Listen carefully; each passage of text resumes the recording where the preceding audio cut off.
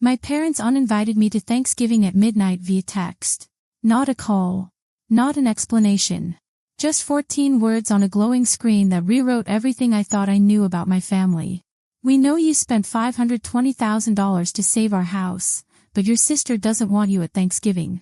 I stared at those words until they blurred. $500,000.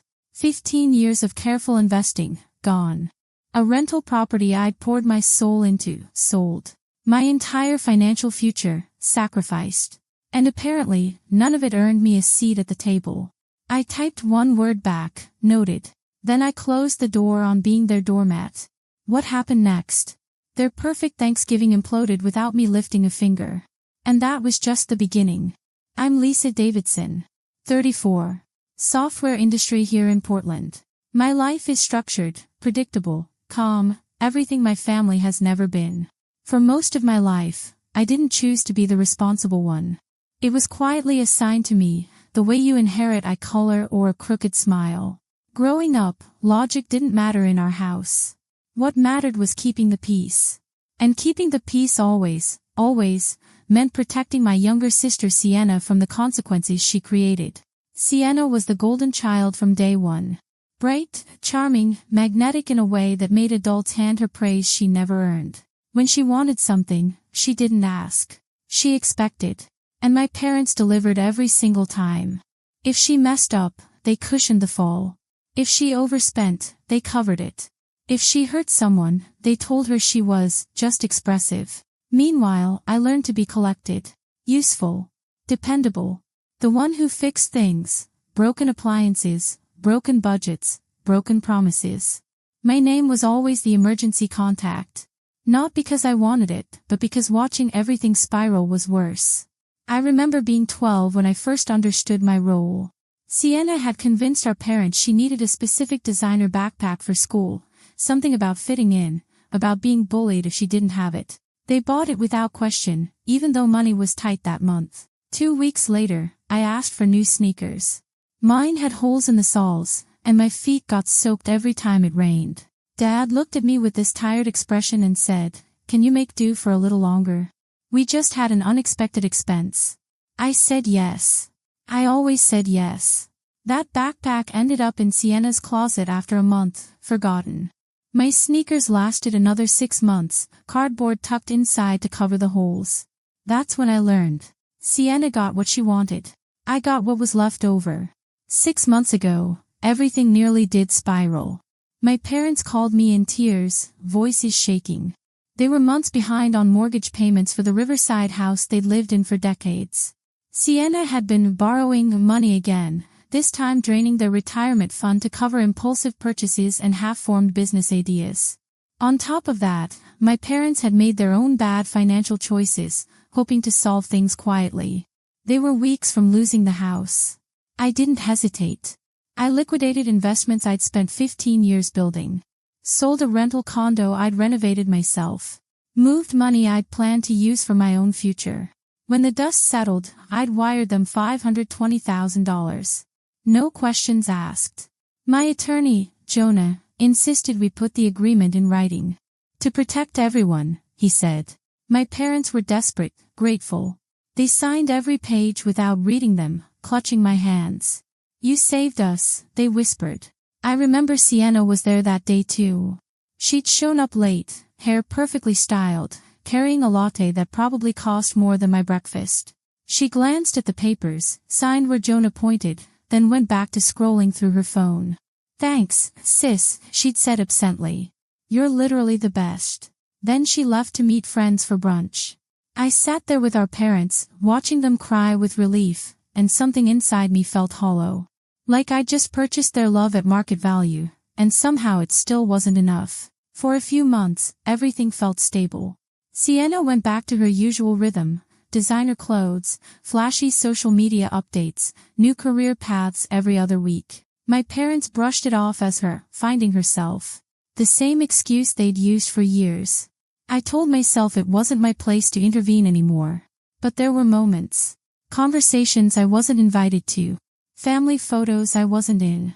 Vacations where I was too busy to be asked. And every time, a quiet thought formed. I paid for the roof over your heads. Why am I the one left outside? I pushed it down. Convinced myself I was overthinking. Then came that text. The one that changed everything. I must have read it a dozen times. Not because I didn't understand, but because I couldn't believe how casually they said it. Like uninviting me was the same as asking me to bring dessert. Then Sienna texted. It's not personal. I just want a smooth evening. You can be intense. Let's grab lunch next week. Intense. I stared at that word until my eyes burned. I wasn't intense when I sold my property so they wouldn't lose their home. I wasn't intense when I covered Sienna's credit card mess without telling anyone. I wasn't intense when I drove 2 hours at midnight to pick her up after another business venture collapsed. But I was intense now because she couldn't manipulate me. Something unfamiliar climbed up my spine. Clarity. I typed back one word, noted. Not angry. Not sarcastic. Just final. For the first time in years, that single word didn't feel like surrender. It felt like a boundary locking into place. It felt like choosing myself. I sat there for a long moment, phone dark in my hand. Then I did something I'd never done before. I pulled up our family group chat and scrolled back. Months of messages. Sienna asking for rides, for money, for favors. Mom asking if I could help with bills, with groceries, with Sienna's latest crisis. And my responses? Always the same. Of course. No problem. I'll handle it. I couldn't find a single message where anyone had asked how I was doing. Not one. The realization didn't hurt the way I expected. It just felt cold. Like stepping outside and realizing you'd been standing in a warm building that was on fire. I walked to the safe in the corner of my loft, something I rarely touched. Inside was a thin folder, heavy with meaning. When I'd paid off the house, Jonah insisted on a formal agreement. My parents barely read it. They just clutched my hands, saying I'd saved them. That folder contained every signature, every clause, every timeline. Including the one stating they had 6 months to either buy the house back at market value or begin paying rent. 6 months. Thanksgiving marked the final week. I ran my fingers along the edge of the papers. For years, my family relied on me never pushing back. Always being reliable, forgiving, easy. But standing there, folder in hand, I realized something simple. They'd mistaken silence for acceptance. This time, they were going to learn the difference. The folder felt heavier than paper should. Maybe because it held every moment of imbalance, every sacrifice I'd made quietly, every boundary I'd never set, every apology I'd accepted when I should have walked away. I carried it to my desk and opened my laptop. Inside a digital folder labeled Records were months of documentation. Screenshots. Payments. Bank statements showing transfers to cover Sienna's spending patterns. I never collected them to use against anyone. I kept them because I was tired of being the only witness to the truth. My phone buzzed. Another message from Sienna. I didn't pick it up. Instead, I called Jonah. He answered on the second ring, voice groggy. Lisa. Everything okay? No, I said calmly. But it will be. I need to start the process. A pause. The house. Yes. Send the notice before Thanksgiving. Longer pause, like he was assessing whether I truly meant it. You're sure? I'm done being taken for granted. The words came out steadier than I felt. But once spoken, they felt right. Solid. Anchored. All right, he said. I'll prepare everything in the morning. When the call ended, I let out a breath I didn't realize I'd been holding. My loft felt different. Lighter, even though nothing had physically changed. The change was internal. A boundary ignored for years had finally taken shape. I walked to the window, looking out at Portland. Lights scattered across the city like small promises. Cars moving steadily below. People going home, unaware that my life had just shifted on its axis. My phone vibrated. My mother this time. Sweetheart, don't be upset. This is just easier for your sister. We'll make it up to you later. Later. A word I'd heard my entire life. A word that always meant never. I closed the message without replying. Thanksgiving was days away. Sienna was planning her flawless evening, playing hostess, basking in attention, pretending the world revolved around her. My parents would orbit her as usual, smoothing edges, protecting her image, ignoring the cracks. But not this time. This time, consequences would arrive at their door. Wrapped not in anger, but in legal terms they'd agreed to themselves. And they'd receive it exactly when they least expected it. Silently. Elegantly. Inevitably. Thanksgiving morning arrived behind a sheet of cold Portland fog. The kind that makes the river look like it's exhaling. In my parents' house, nothing resembled calm. Sienna had been up since dawn, perfecting a holiday meant to impress colleagues she'd invited.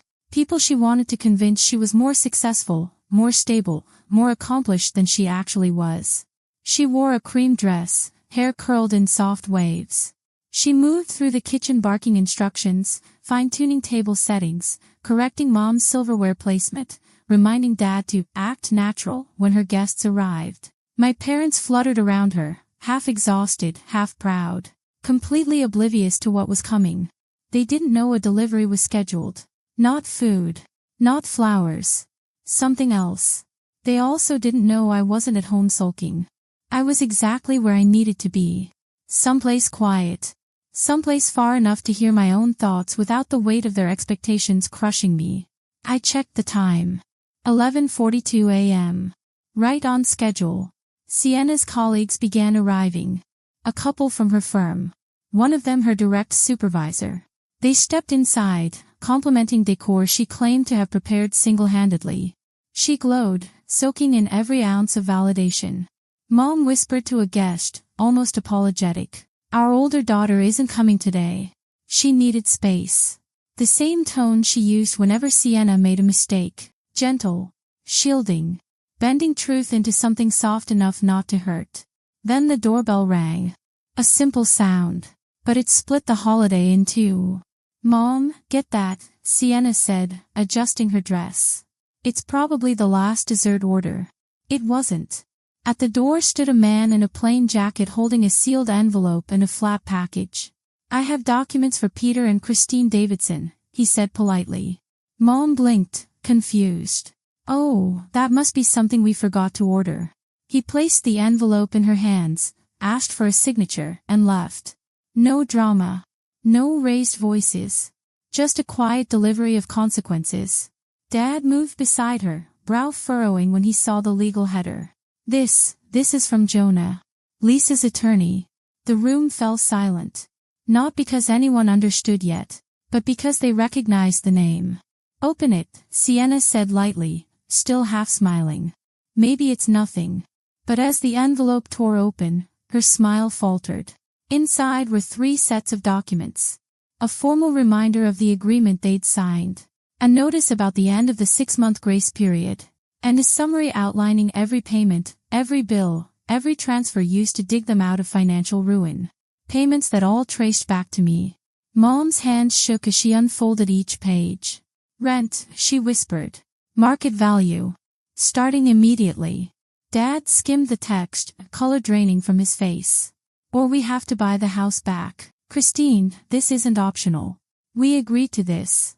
Sienna stepped forward, snatching a page from his hand. What do you mean rent? This is our home. It's not, Dad said quietly. It hasn't been for 6 months. Lisa owns it. The words hit the room like a physical blow. Even Sienna's supervisor looked stunned. She wouldn't actually enforce this, Mom said, panic rising. She's just upset. But then she reached the final page. The one detailing the timeline. Thanksgiving Day was the deadline. Not next week. Not next month. Today. And just when the panic began settling in, Sienna recognized something else. The signature at the bottom of the agreement. Her own. What is this? She cried. Why is my name on it? I didn't sign anything. You did, Dad snapped, voice breaking for the first time in years. You signed as a witness the day Lisa paid off the mortgage. You were sitting right there. You said you'd read it later. Sienna's face went pale. Her supervisor adjusted his glasses, reading the document more thoroughly. You said your family situation was stable, he said slowly. You said you were supporting your parents through a temporary setback. I am, Sienna stammered. This is all a misunderstanding. But he barely looked at her. His eyes were on the evidence packet. The transfers. The withdrawals. Payments covering Sienna's designer purchases and failed ventures. Things she'd claimed were funded by her personal savings. It was unraveling too fast for her to catch. Call her. Mom turned to Dad in alarm. Call Lisa right now. They tried. The phone rang once, twice, 3 times. I watched it silently from where I sat. Screen down. Not bothering to move. Dad tried again. Then Mom. Then Sienna, frantically dialing with trembling fingers. By the time my phone stopped buzzing, I had over 30 missed calls. I finally answered. Hello. My voice was calm. Too calm. Lisa, Dad breathed. We received something. You didn't need to do this. Not today. Not like this. You told me not to come, I said simply. I respected that. Mom jumped in, voice cracking. Sweetheart, please. This is a misunderstanding. Sienna didn't mean. I read everything, Sienna cut in sharply, grabbing the phone. What you're doing is insane. You're ruining Thanksgiving. You're ruining my reputation in front of my coworkers. There it was. The truth. Not regret. Not apology. But embarrassment. This isn't about your reputation, I said. This is about accountability. Accountability? She snapped. You're punishing us. No, I replied. You punished yourselves. I'm simply enforcing what we all agreed to. For a moment, no one spoke. I could hear the clatter of dishes. The quiet shock rippling through the room. The realization that the woman they'd taken for granted had stopped playing her assigned role. Dad finally exhaled, a sound of surrender. What do we do now? You have 2 options, I said evenly. Buy the house back or begin paying rent. This is impossible, Sienna whispered. You know we can't afford either. You could, I said, if you hadn't drained their accounts. Or used credit lines in their names. Or pretended your expenses were investments. Her supervisor's eyes widened, confirming he'd seen the evidence too. Sienna's voice cracked. You're doing this on purpose. You want to humiliate me. I don't, I said quietly. But I will no longer protect you from the truth. This Thanksgiving was meant to be your perfect day. And now you're facing everything you worked so hard to hide. That's what happens when real consequences arrive. I could feel all 3 of them holding their breath. I'm done being taken for granted. And before anyone could speak again, I hung up. Across the river, in the house I now legally owned, the facade of a perfect family gathering had collapsed. Not because I fought, but because I finally stopped carrying the weight of their choices. In the days that followed, something shifted that I'd never seen before. Silence. Not the cold, punishing kind Sienna used when she wanted attention. This was the silence of people finally forced to sit with the truth. Thanksgiving ended in fragments. Sienna's colleagues left early, offering polite goodbyes that didn't hide their discomfort. Her supervisor barely made eye contact as he stepped out, the evidence packet still fresh in his mind. Whatever image she'd tried to project collapsed the moment those documents hit the table. The next morning, Sienna called me. Just once. I almost didn't answer. What do you want? I asked. Her voice sounded different. Smaller. I need to know if you're serious about this. Completely. But where are we supposed to go? Mom and Dad can't afford rent on that house. Not at market value. That's not my problem to solve anymore, I said. It stopped being my problem when you decided I was too intense to sit at a table I paid for. She was quiet for a long moment. Then, softer than I'd ever heard her speak, I didn't think you'd actually do this. I know, I said. That's the problem. None of you thought I would. She hung up without saying goodbye. My parents called again. This time not to plead, but to ask questions they should have asked years ago. They began sorting through their finances, realizing how deeply Sienna's spending had cut into their stability. Shock turned into shame. Shame turned into something quieter, heavier. Accountability. For the first time, they couldn't ignore the pattern.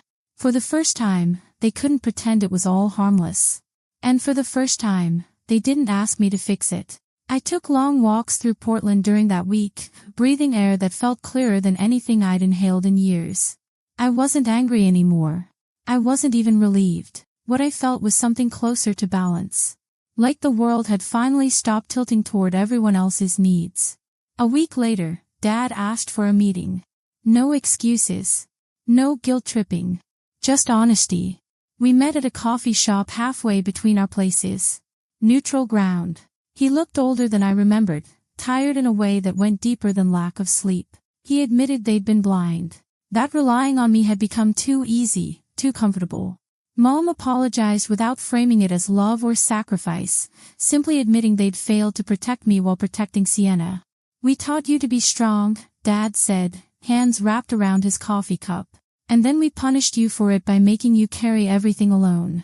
I didn't cry. I'd already done that in private, weeks ago. But something inside me loosened. I needed you to see me, I said. Not just what I could do for you. Me. We see you now, Mom whispered. We're so sorry it took this. They still didn't know what would happen with the house. Neither did I. But for once, that uncertainty wasn't my burden to carry. For the first time in my adult life, everyone was finally living inside the consequences they created. When my parents asked to meet again a week later, something in their voices sounded different. Smaller. Gentler. Human in a way I hadn't heard in years. They didn't beg or bargain. They simply acknowledged the truth. They'd taken my loyalty for granted, and they were ready to rebuild without placing the weight on my shoulders. As for Sienna, the silence on her end said more than any apology could. For once, she was the one facing questions, not hiding behind charm or excuses. And standing there, listening to my family speak honestly, I felt something I hadn't felt in a long time. Peace. The real kind. Sometimes the people who love you most are the ones who take you for granted the hardest. And sometimes, the greatest gift you can give yourself is the courage to stop carrying what was never yours to hold. Thanks for listening, and if you like this story, give it a thumbs up. Don't forget to comment and subscribe for more stories about family dynamics, boundaries, and finding your strength when you need it most. Sometimes setting a boundary feels like punishment to those who benefited from your lack of one.